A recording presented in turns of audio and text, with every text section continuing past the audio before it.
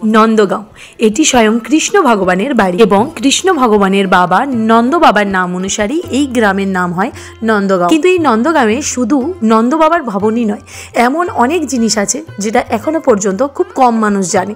তো চলো আজকের আমার এই ভিডিওতে আমি তোমাদেরকে ঘোরাবো পুরো নন্দগাঁও।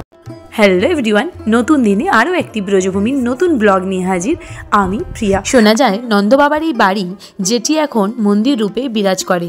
ব্রজবাসীদের কথায় এই মন্দির নন্দীশ্বরে পর্বতের ওপরে অবস্থিত। যখন গোকুলে কংসের অত্যাচার খুব পরিমাণে বেড়ে গেছিল, তখন নন্দবাবা এই স্থানে এসে বসবাস শুরু করেছিলেন। তো চলো আজকের এই ব্লগে সর্বপ্রথম তোমাদেরকে ঘুরে দেখাই নন্দগাঁওয়ে এই নন্দ ভবনটি।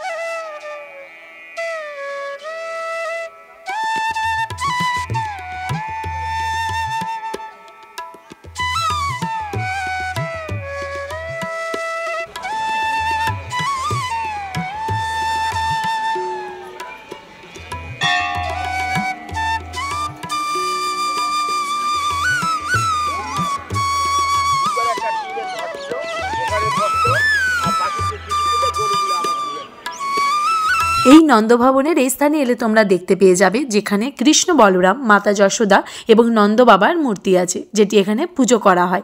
এছাড়াও এই নন্দভবন নিয়ে একটা ফুল ব্লগ আমার চ্যানেলে আছে, তো তোমরা অবশ্যই যেয়ে দেখতে পারো। নন্দভবন থেকে বেরিয়ে কিছুটা দূরেই আমি এখন পৌঁছে গেছি আর একটি পবিত্র স্থানে। এটি সেই স্থান যেখানে নন্দ বাবা, কৃষ্ণ ভগবান এনারা সবাই স্নান করতে আসতেন এবং এই সরোবরটির নাম হলো পাবন সরোবর।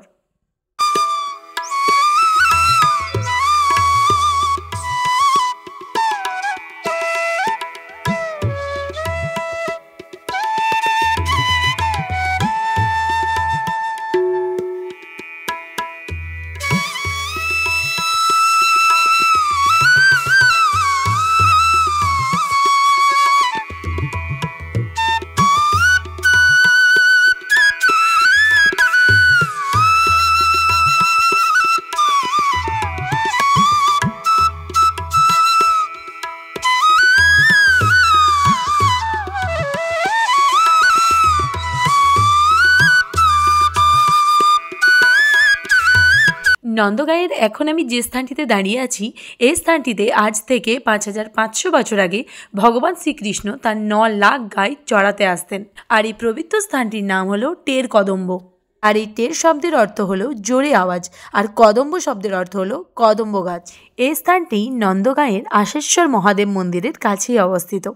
মান্যতা অনুসারে জানা যায় ভগবান শ্রীকৃষ্ণ কদম্ব গাছে বসে সূর্যাস্তের আগে বাড়ি ফেরার পূর্বে তার 9 লাখ গোমাতাকে বাঁশির সুরে ঠিক এই স্থানেই সকলকে ডেকে পাঠাতেন। আর যে গাছগুলি তোমরা এখন দেখতে পাচ্ছ, আমি তোমাদেরকে দর্শন করাচ্ছি, এই প্রতিটি গাছ কিন্তু সেই কৃষ্ণ ভগবানের সময়কার গাছ।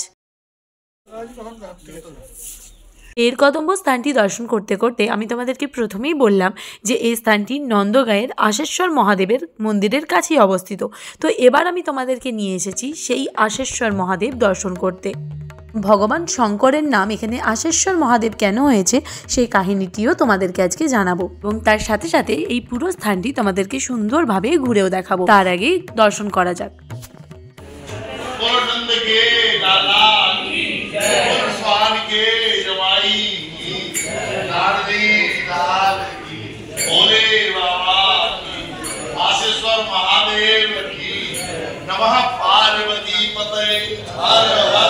মান্যতা অনুসারে দাপর যুগে শ্রীকৃষ্ণের বাল্যরূপ দর্শন করার জন্য শঙ্কর মহাদেব সাধু বেশ ধারণ করেন, কিন্তু মাতা যশোদা চিনতে না পেরে শঙ্কর মহাদেবের হাতে দেননি ভগবানকে।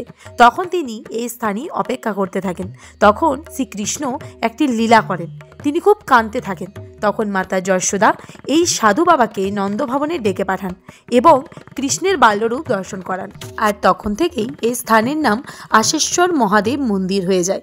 এবং এই যে কুণ্ডটি তোমরা এখন দর্শন করছো, এই কুণ্ডটির নামও আশেশ্বর কুণ্ড। আর এই আশেশ্বর কথার অর্থ হলো আশ, যেটিকে বাংলাতে আমরা আশা করা বলে থাকি। তো চলো, আজকের এই নন্দগাঁও দর্শন এতটাই।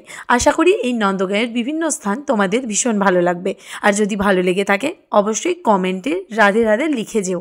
আর হ্যাঁ, তুমি যদি নতুন হয়ে থাকো একটা লাইক করে আর চ্যানেলটাকে সাবস্ক্রাইব করে দিও।